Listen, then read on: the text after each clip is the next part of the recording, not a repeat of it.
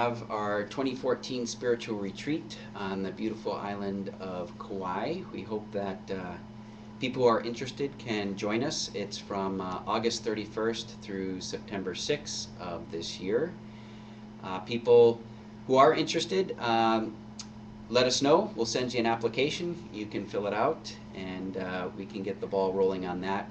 Part of the reason for getting in the application early is that Reverend Tara, who leads the retreats, does prayer work over the applications from the time that they're submitted until we have the retreat take place on the island of Kauai. And I think that's it for announcements. I can say that this past week was, I think the full moon, I believe, was on Tuesday of the past week, and it is the yellow ray. And so in addition to celebrating Easter service this morning, we'll be celebrating the yellow ray of the past full moon. Today's Easter service is on the 7 utterances of Christ on the cross. And this is a service that we do every Easter. And so it's tradition here at the Spirit of the Lotus. And it's one of my favorite traditions. This is one of the services that I always liked best when I came and Reverend Tara gave them. They were awe-inspiring and I learned quite a bit from them. And in fact, it inspired me to write a little booklet, which some people are aware of. So the 7 utterances I actually wrote on this little cheat sheet card instead of committing them to memory, because I wanted to this morning speak from the heart as opposed to speaking from something that I had memorized. So this is a very special week, not just a special Sunday. So we had Holy Thursday this past week, that was the Last Supper, and then Good Friday, which was the time of Christ's actual crucifixion, at least as it's celebrated symbolically in the Christian church. And then Easter Sunday is the symbolic day of Christ's resurrection from the crucifixion. One interesting thing about the crucifixion is, so Christ is nailed to a cross. It is this bondage to a cross that actually leads to one of the most wonderful and celebrated events in Christianity, which is freedom from bondage. Freedom from the bondage of this physical plane. And it was Christ showing us that this physical plane is temporary. We all go through it in our lifetimes, but we all must pass. But we don't just pass and leave this world. We go to our true self, to our true being, which is a spiritual state. And that was represented by his resurrection. There's a famous quote which people are familiar with, that we are actually spirit experiencing a human form, as opposed to the other way around. So a lot of people get confused that we're actually humans and we have a part of us that is spirit. But in reality, we are spirit. We are all possibility. We are God. We are co-creators. And for this brief period of time in our human lives, we experience this physical human reality. And it's really a gift from God. Why do I say a gift from God? Because in our human form, we learn. And we progress, and we grow. It allows us to walk up the mountain to achieve enlightenment. And that's one of the things about the 7 sayings of Christ on the cross. In our interpretation here at the Spirit of Lotus, Christ was actually giving us a roadmap for how to live your life. And the amazing part about this is that he did this while dying on a cross, while being crucified on this piece of wood. Think about how amazing that is for him to have done that. It's the power of the spoken word, which Christ knew about that power. As you know, the word is what limits this all possibility of spirit and allows us to create on this physical plane, along with other things. It's this concept that you see in Genesis in the Old Testament where there's darkness and then God separates the darkness and the light by saying, "Let there be light." It was this sound, this expression of words that started this manifestation of this creation on the physical plane. So let me try to set the scene as best I can for what's happening at the time of the crucifixion. So Christ is nailed onto the cross. And after he's nailed onto the cross, there is a crowd in front of him. And as the story goes, a large part of this crowd is mocking Jesus the Christ. They're saying, well, it's been told that you're the Savior, that you're the only begotten Son. You supposedly can raise the dead and heal the sick. You are the one who's given out these great parables so that we can understand the mysteries. And now look at you. You're in a loincloth, nailed to a cross, dying. So if you're really the Son of God, why don't you get down from the cross? Or if you can't do it, why don't you ask your Father, who you are apparently so close with, to intervene and take you off the cross? So this is what the crowd is saying to Christ. They're mocking him, making fun of him. And what is his response to this mocking of the crowd? This group of people who are ridiculing him. On occasion, I've tried to put myself into this situation and think, gosh, what would I do? If I have a group of people, I'm dying on the cross, there doesn't seem to be many people out there who are empathetic with my situation or sympathizing or don't even seem to understand it. How am I going to respond, particularly if I have the power of being the only begotten Son of God? Well, Christ chose a path of what? Forgiveness. So the first saying on the cross is, Father, forgive them, for they know not what they do. So he's here at the root chakra. And what Christ did with these 7 sayings, he was going up the 7 primary chakras from the root up to the crown and clearing each one. So why does he say Father as opposed to Father, Mother God, or Mother, or just God? He's bringing out this active principle. Father being the active principle, Mother being the other side of the coin. So he's asking his Father, he's basically beseeching his Father, he's saying, do not punish them, don't harm them, I'm not going to harm them. Instead, forgive them. Release them from any negative karma that's associated with the words they're saying and their negative energy that they're putting out to me. Free them from all of that.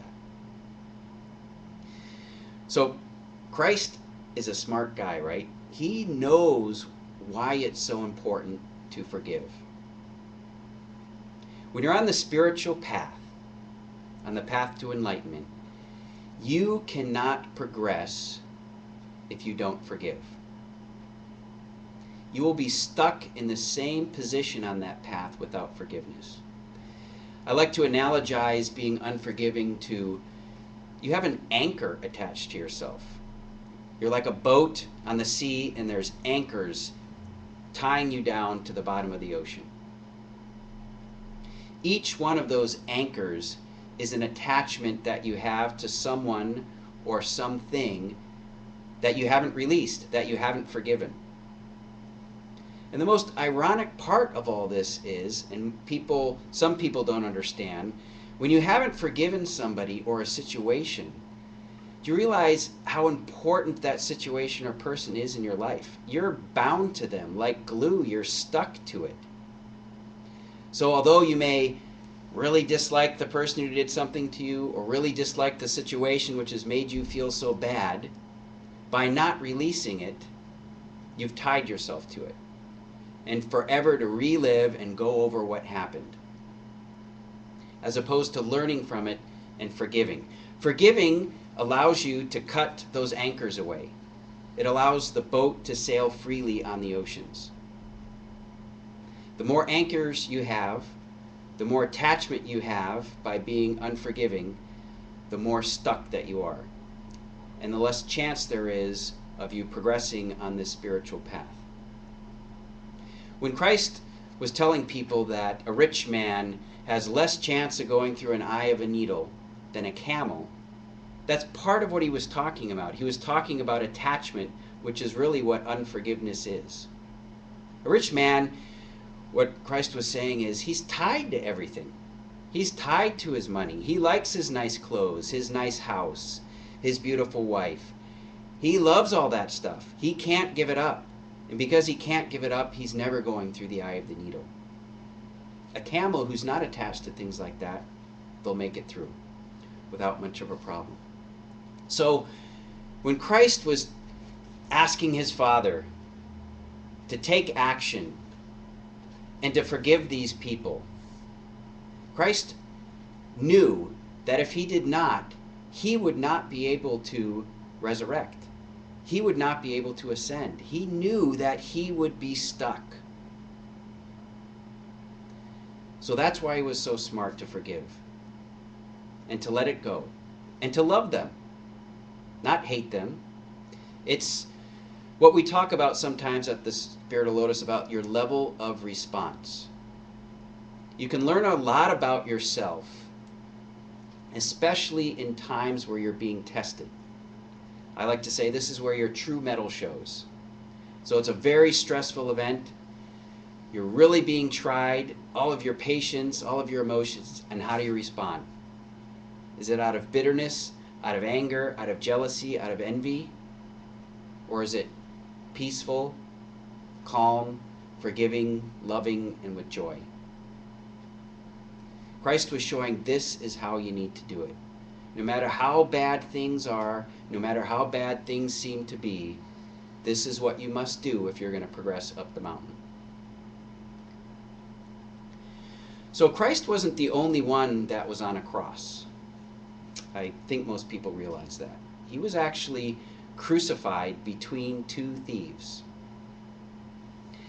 And I like to think of this as, since Christ was in the middle, it was the middle way. So, as many of you know, creation is really composed of positive, negative, and neutral. It's this interaction you can see in one of the symbols in the Spirit of Lotus logo, which is the yin-yang symbol. We have the white moving into the black and the black moving into the white, and in the white there's a tiny dot of black, and in the black there's a tiny dot of the white. It's this constant movement of positive, negative, and neutral. So Christ being crucified between these two thieves, I don't think that was a mistake. There's no accidents in the world. He's this middle path. He's this neutral energy between, and I'll get to this in a second, a negative thief and a more positive thief. So what does the negative thief do? He hears the crowd and he joins in. He says, yeah, listen to them. You're not the Son of God. You're nothing. You're sitting up here just like me, a thief, getting crucified, and you're going to die, just like me. But if you really are the Son of God, I tell you what, why don't you save yourself and me? Take me down too. Then I'll believe. So this, what I call the negative thief, he represents basically the worst of humanity, right? His own self-interest is at stake. In the end, he doesn't really care if Christ is the Son of God or not. He just wants to be taken off the cross. He wants to be saved.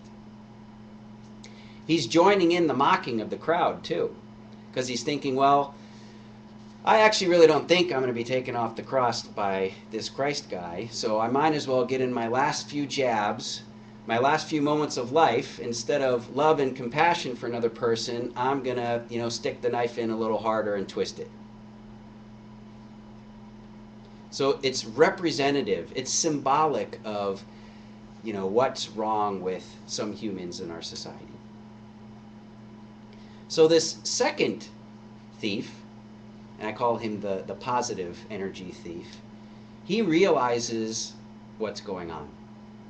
He looks at Christ, And he's not fooled by the appearance of a basically naked man except for a loincloth nailed to a cross dying.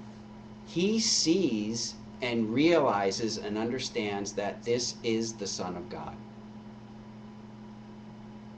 And so when he hears the first thief mocking Christ, he says, "What are you doing?" I'm paraphrasing this, of course. He says, "What are you doing? We did something wrong. We're thieves. You know, we're the captains of our own ship. We did something wrong. You need to take responsibility just like I need to take responsibility. This punishment for me is justified. The punishment for you is justified, but the Christ has done nothing wrong. He shouldn't even be here, and yet you're mocking him." And after rebuking the first thief, he turns to the Christ and says, "Remember me." And what does the Christ do? He says, "Yes, I will remember you."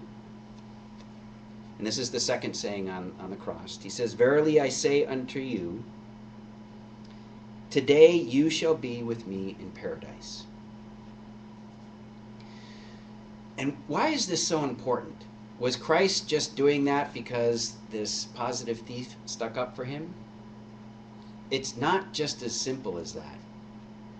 Christ saw that even though this gentleman had done something wrong, like we all have in our lives, he was still good. He was still somebody that could make it into paradise. He saw through that this man was a thief. Everyone in the crowd's probably thinking, that's a thief. That's all he's ever been. He deserves to die. And Christ was saying, no, that's not true. There is more to him than that. This is so powerful because think how often we put people in a box and we don't let them out of the box. This is particularly powerful in families. And I'm not disparaging families at all. I'm just pointing out that when you grow up with somebody, you have a particular viewpoint of them, and then you think that they're that for the rest of their life. And it's hard for you to break that image of them. That's why Christ said, I have no power in my hometown. If I go back there, what do they think I am? The son of a carpenter. They won't let me out of that box. And we all do this. Somebody commits a crime, whatever it is, they steal a car, he's a thief. He's a bad person, or she's a bad person. Or that person went to jail. They're not forgiven. They're always that. Whatever they did wrong, they're that. And we don't let them out of that. We don't allow them out of the box so they can grow and they themselves can travel up the mountain. I'm guilty of this. We're all guilty of this. Christ was showing you don't have to be. Just from, how long did Christ know him? Not very long, right? It's another gentleman up on a cross, said a few words, at least as it's told in the Bible to Christ, and immediately he knew. He saw beyond everything and said, you know, he really has a pure heart. He made a mistake. We all make mistakes. But that will not keep him out of heaven. And it won't keep us out of heaven too. You take responsibility for what you've done wrong, like the positive thief did. You accept the karmic consequences. You don't get away with anything you've done. You accept the karmic consequences of what you've done, you learn, and you move on. And it's as simple as that. It reminds me of that story in the Bible, right, where the prostitute was going to get stoned by the crowd of people. And all the people could think, this is a prostitute. She's a bad person. We're going to kill her for being a prostitute. We are going to stone her to death. And as the famous story goes, Christ stood up and said, you know, ye who has not sinned, cast the first stone. And the crowd disperses. And then Christ kneels down and he's drawing in the sand, and the woman comes over and she says, gosh, what am I supposed to do now? And Christ says, just don't do it again. It's as simple as that. Although that isn't so simple, right? It's simple to say, hard to put into action. But he didn't judge her. He didn't say, you're going to hell, you're a prostitute, you're a bad person. He saved her life and said, just start now, in the here and now. Don't do that again. Progress, and you'll be fine.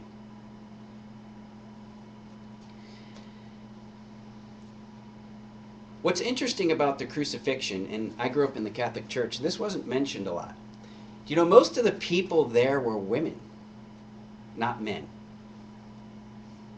Most of the people there were women. It shows you the strength of women, but it also shows you the love of women. And love can overcome fear. I presume a lot of the men, particularly the disciples of Christ, were not there because they were afraid, right? If I'm there and the crowd recognizes me as being a disciple of this man, they are going to hurt me. Or worse yet, stick me up on a cross next to him. And I'm not ready to deal with that right now. So I'm going to go hide and get far away from the crucifixion. But the women, his mother, Mary Magdalene, the other women that supported him were there. The one person, that man who we know was there, that was a supporter of Christ, was John the Beloved. And why is that important? John the Beloved. Love. He's symbolic of love in the Bible, right? So just like the women, where love is conquering fear and allowing them to be there, John the Beloved had that. He had that gift and that power. So he was there too. So Christ is on the cross, and he looks around and he sees, none of my disciples are here except my beloved, John. And so Christ knows he's going to die. Well, he knew he was going to die because he's being nailed to a cross, and that was the whole purpose of being crucified. But it's part of prophecy. He didn't want to go through this, remember? He's in the Garden of Gethsemane the evening before the crucifixion, weeping blood, asking his God, relieve this burden from me. I don't want to do it. I do not want to go through this. But what does his Father says? No, you are going through this. This is what you must fulfill in your lifetime. So he's on the cross. Christ knows he's going to die. And he sees John the Beloved, and he sees his mother. And this is the third saying on the cross. We're here at the navel chakra. He looks at his mother and he says, "Woman, behold thy son." So he's asking his mother Mary to behold what he is now telling his mother is her son, John the Beloved. And then he turns to John the Beloved and he says, "Behold thy mother." So he's giving John to the mother as her son and the mother to John as his mother. And I find this to be so important because, you know, here at the navel chakra, we're in our limited conscious mind, right? We like to limit things, and things have to be logical. But Christ was cleansing this area, and he was showing us that you need universal mind. He didn't buy into this concept that just because his mother Mary wasn't the biological mother of John, that she couldn't be his mother, and vice versa with John and Mother Mary. He had this universal perspective. It's what I like to say, we're all mothers and fathers and sisters and brothers and children of each other. We are all one family. And this is what I believe Christ was trying to say when he was talking to his mother and to John. We're all one. We're all part of the same thing. We are all in this together. Support each other, love one another, take care of one another, just like you're each other's sibling or parent or child. So now we come to the fourth saying on the cross. And this, if people are familiar with the story of the crucifixion, this is where the earth is shaking and everything goes black. It's in modern times, sometime between 12 noon and 3 p.m. where this is occurring. Everything's going black and the earth is shaking. And why is it going black? That's symbolic. Humanity is killing the light of the world. Right? They're snuffing it out. Christ on the cross. And here at the fourth chakra, this is the environmental area, environmental mind. So this ties into what's happening here on the cross. The environment is changing dramatically. The people who are standing there mocking and jeering at Christ, they still don't know what's going on. They get scared when it all turns black and the earth is shaking, but they don't realize that has anything to do with what they're doing. Again, snuffing out the light of the world. So everything is turning black. Everything is getting grim. And this is where Christ says in his famous saying, my God, why have you forsaken me? Why are you doing this to me? Why are you letting this happen? This is humanity's emotional cry, which is what Christ is adopting. How many of us humans do that? The world is, we sit back, oh, this world is imperfect, everything's wrong with it. You know, God could just step in and fix it, right? If there was really a God, why doesn't he fix the problems of the world? Why doesn't he prevent there ever being another rape of a child, or the murder of somebody, or poverty, or sickness, or disease, or hunger? Why do these things exist? If God is good, and God is gracious, and God is great and compassionate, then what the heck is going on with our world? And they're angry at God, right? And then some people are so angry they stop believing. Because this could not possibly happen if there was really a God. And so what Christ is doing when he's saying, my God, why have you forsaken me? He's fulfilling this human part of his embodiment as the Son of God. Because before Christ came, what were the Israelites saying? They were saying, God, you don't understand what we're going through. We're following all these 10 commandments of Moses. We're doing everything right, and this world is bad. Still, you don't get it. You don't understand us. And God said, no, I do understand you. And I'm going to send somebody to show that I understand. And he's going to experience all of the human emotions, all of the tragedy, all of the stress, everything that you experience. And he'll show you the way. Also, when Christ was saying, my God, why have you forsaken me? That's a famous part of what? Psalm 22, right? In the Old Testament, one of the Psalms of David. Christ knew this. He knew his religious texts. He was trained in this.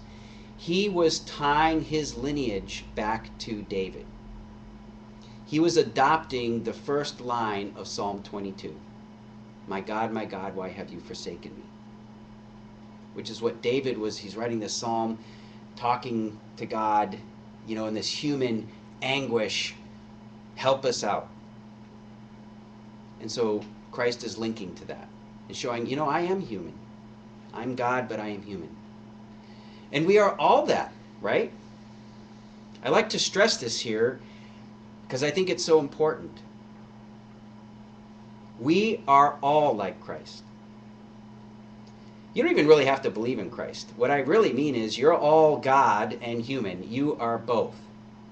All of us, whether we accept that or not.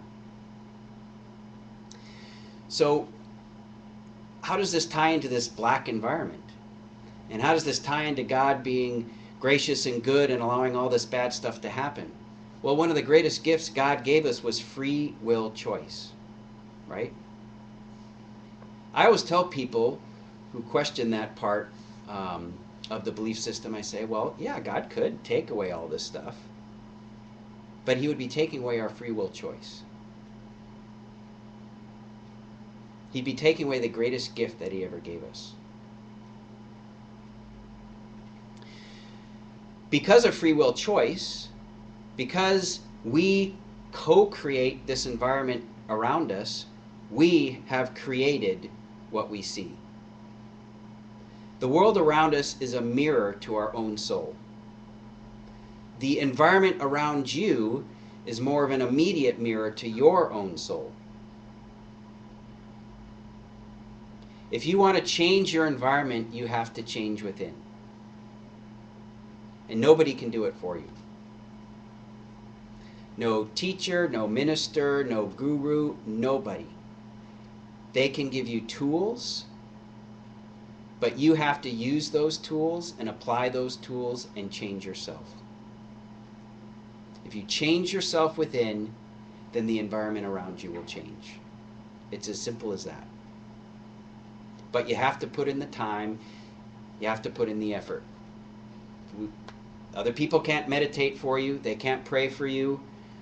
Well, they can pray for you, but you need to do the prayer work, you need to do the meditation, you need to do the contemplation, you need to do the work. If you want to be great at anything, I always say, you have to put in the time and the effort. And people say, oh, well, some people are just naturally gifted. That's true. There are. But I don't care what discipline you're talking about. The great ones in that discipline, they are naturally gifted, but they also put in the time and the effort. Michael Jordan's considered one of the greatest basketball players ever, right? He did have natural gifts, but it's renowned he worked the hardest. Larry Bird, same thing. Magic Johnson, they're all like that. Kobe Bryant, there's been stories about that. He's the first one into the gym, the last one to leave. This applies to your own life. If you're on the spiritual path and you want to improve yourself, you've got to put in that time and effort. It is necessary. I would even say it's mandatory. If you don't want to climb up that mountain and achieve enlightenment, you don't have to do it. But then at the end, when there's no time left, you shouldn't be complaining to God about, oh my gosh, I wasted away all these years and all this time, and I didn't achieve what I wanted to achieve in terms of spiritual enlightenment. I believe God's a compassionate God. He's going to give you another shot. You'll come back, try it again. But what Christ was showing, and other people, is you don't have to come back. You can get off this wheel of life. You can resurrect and ascend and be done. The Buddhists believe this too. You know, people talk about the Buddhists, oh, you know, they believe in reincarnation, etc., etc. They do. But they talk about getting off the wheel of life. And the Buddha showed how you get off the wheel of life. That's the goal. The goal isn't to, well, I can keep coming back, so I'll just keep coming back. The goal is to get off and return to the source from which you came. To unify with your father, mother. So now we're at the fifth chakra, at the throat. And Christ says two words here. He looks at the centurions and he said, I thirst. So why was Christ saying, I thirst? And what could two small words like that possibly mean? Why could they be of any particular significance? I thirst. So, and is it any coincidence we're here at the throat chakra when he says, I thirst? I don't think so. So the throat chakra is what? The blue ray. This is truth. Christ was saying, I'm thirsting for truth. I'm coming as an empty cup. That's how you progress in life. If you go to whatever religious lineage it is or whatever church, and you walk in and you've got all of your ideas set and your opinions and your conclusions, and you listen to whoever's talking, and what's going through your mind is, I don't agree with that, you're wrong about that, I learned this. Are you really learning anything? Are you getting any benefit from going there? When Christ says, come to me as a lamb, come to me as an empty cup, what is he saying? Leave aside your preconceived ideas, notions, conclusions, and judgments. Because if you bring those to me, or bring those to God, you are not going to progress. You will not achieve enlightenment. You know, there's the famous saying, if you say you know something, what's that a sure sign? That that person does not know it, right? They're trying to convince themselves and you, right? If they know it, they don't have to say it. They are it. They're acting it. They are being it. They don't need to go around and tell everybody, I know this, I know that, I'm this, I'm that. So whenever someone says that and I'm listening, I immediately think you're not that. Or you're trying to be that, which is fine, but you don't need to tell me to convince me that. You especially would not be telling me to convince me that if you actually were that. So come to God in your religious practices, whatever lights the way for you, as an empty cup, as somebody who wants to learn, as somebody who wants to grow. That's when God is going to give you the information that you need. That's when He'll inspire you. That's when you'll have an intuitive sense, a knowing of what to do and how to be.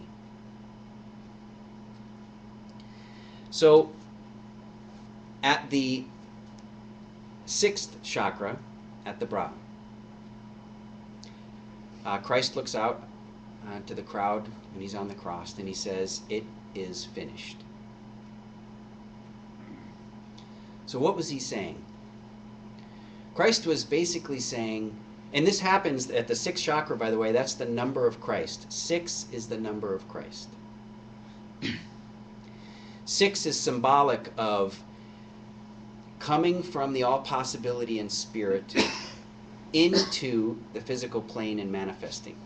So if you think about how a number 6 is drawn, you start up high, you bring it down, and then you do your little circle, right?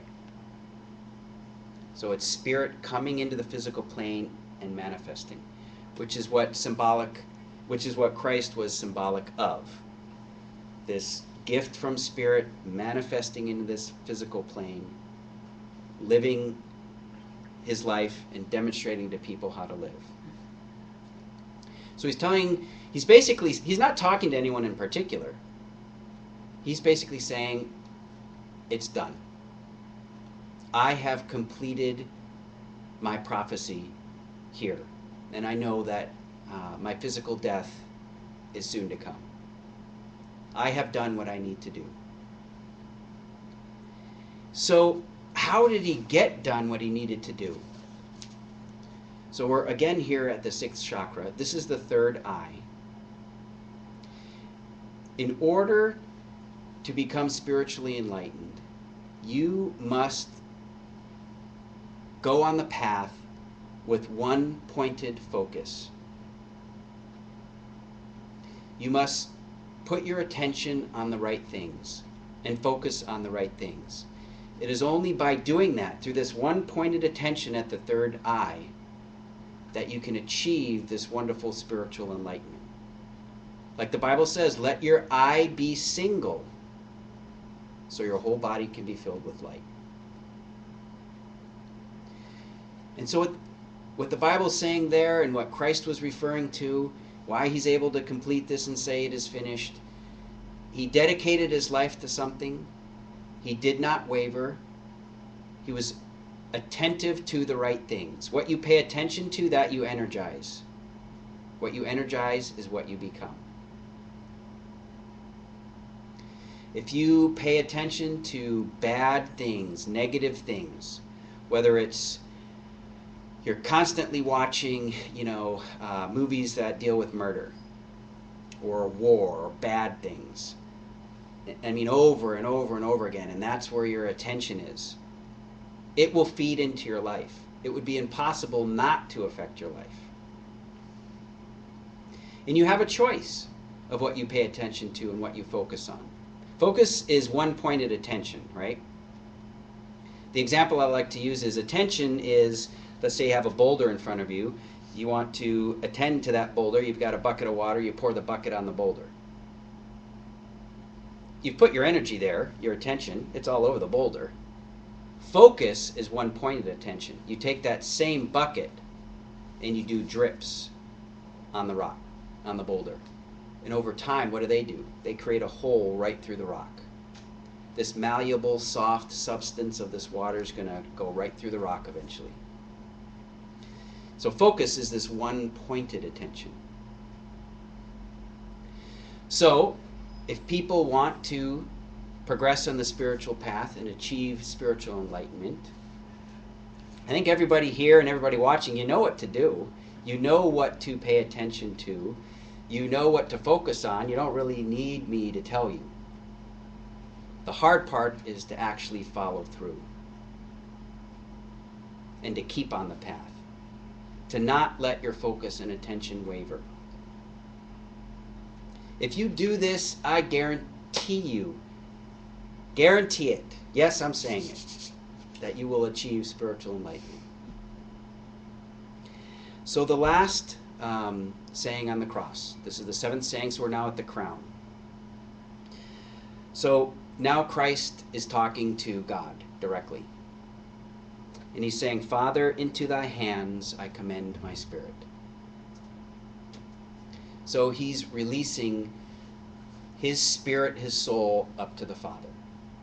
I've completed my mission. I've done what you asked me to do. Here's my spirit, my soul. Take it.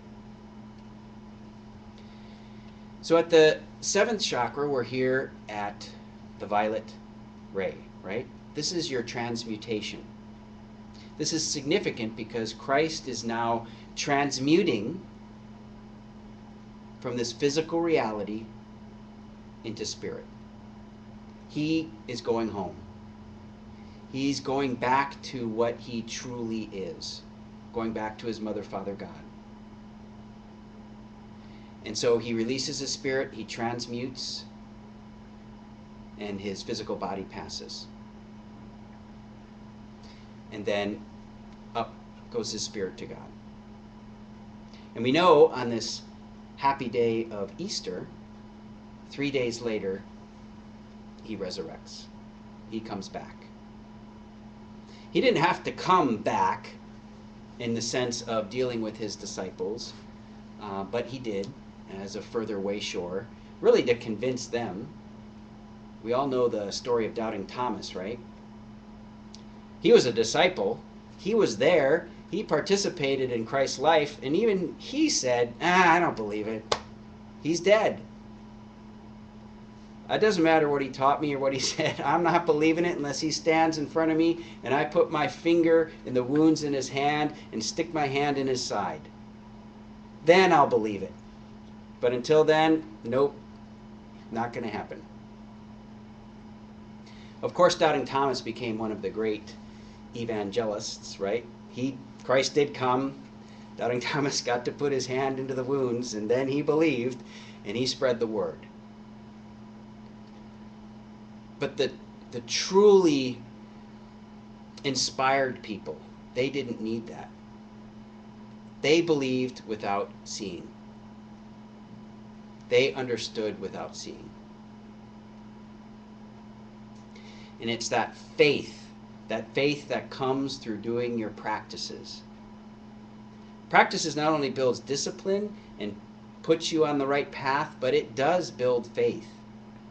Doing this over and over and over again. It's like having faith in a jump shot in basketball. If you do it over and over and over again, you have more confidence and more faith in it, right? Rather than if you never take the jump shot and you step out onto the court and you hold the basketball, seriously, most people are thinking, maybe it'll go in, maybe not, I'm not sure. I haven't practiced this. So, on this wonderful Easter Sunday, remember these 7 utterances that Christ gave on the cross. 7, by the way, number of creation. How to create perfection in your life with these 7 sayings. One thing I forgot to mention too, with this last saying, you know when that happened? It was at the 9th hour. The number of completion. So when he releases his spirit to his Father, this was at the 9th hour. All of this stuff in the Bible is symbolic. You can take it for how you want. You don't have to believe everything that's written in the Bible. It's symbolic. It's an allegory, right? It's teaching us what you need to do. It's instructing us. So even if you don't believe exactly everything that happened in the Bible, that doesn't make the story any less powerful and any less inspiring for people. It's the symbolism behind it with the numbers, what's said, the order of what's said, that's important for you to understand and to put into practice during your lifetime.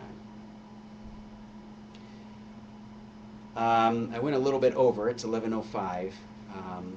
I do want to have a short meditation just at the end of service because I think the meditation helps tie in together everything.